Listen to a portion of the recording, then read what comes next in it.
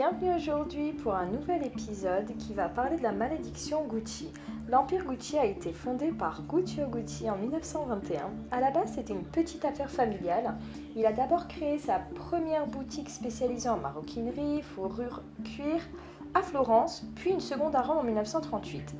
Grâce au succès international rencontré, il étend sa collection couture en y ajoutant des gants, des chaussures et des ceintures en s'inspirant du style de l'aristocratie anglaise, qu'il a côtoyé d'ailleurs lorsqu'il était jeune en étant maître d'hôtel dans un hôtel de luxe à Londres où il a pu s'inspirer du raffinement de la haute bourgeoisie et de la grande aristocratie.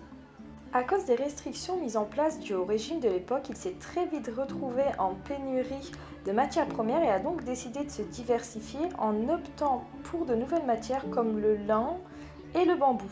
Cela a donné naissance à trois grandes créations Gucci qui sont notamment le sac bambou, le foulard en soie motif floral et les mocassins Gucci.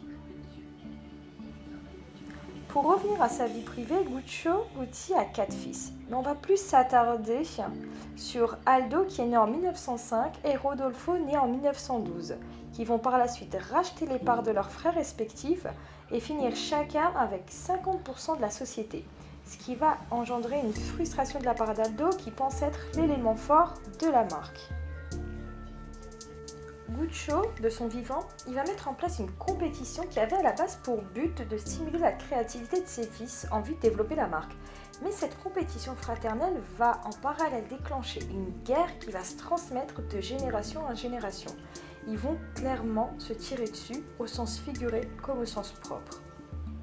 Aldo va intégrer l'entreprise familiale en 1925 en tant que coursier, puis en tant que responsable de l'aménagement des boutiques et de la production. Rodolfo, quant à lui, sera responsable du magasin à Milan. À la mort de Guccio Gucci en 1953, Aldo, qui a une personnalité plus exubérante, va donner un essor international à la marque grâce à l'ouverture de nouvelles boutiques en Europe, en Asie et aux États-Unis. Il étend son réseau en habitant à New York. Parmi ses amis, on retrouve de célèbres noms comme les Kennedy ou encore Grace Kelly. Rodolfo, lui, est plus introverti. Il est à la tête de la production et des réseaux de boutiques. Mais si c'était tendu entre eux, ça restait tout de même pour toi. Cela ne va pas être le cas de la génération suivante, notamment avec Paolo, le fils d'Aldo né en 1931, et Maurizio, le fils de Rodolfo, né en 1948. Alors qu'il est placé sous la direction de son oncle, Rodolfo, en marketing et au niveau du design de la firme, Paolo quitte Gucci avec fracas en 1979 pour lancer sa propre collection, Paolo Gucci Collection. Face à cette concurrence déloyale, pour une fois Rodolfo et Aldo vont réussir à se mettre d'accord pour licencier Paolo. Alors qu'Aldo écarte son fils de la firme, Rodolfo, au contraire, fait gravir les échelons à son fils, Maurizio. Plus tard, pour se venger de sa relation conflictuelle avec son père, Paolo transmet les preuves d'évasion fiscale incriminant son propre père Aldo. À la mort de Rodolfo en 1983, Maurizio hérite des 50% des parts de l'entreprise de son père, alors qu'Aldo et ses 3 fils, dont Paolo, se partagent les 50% restants.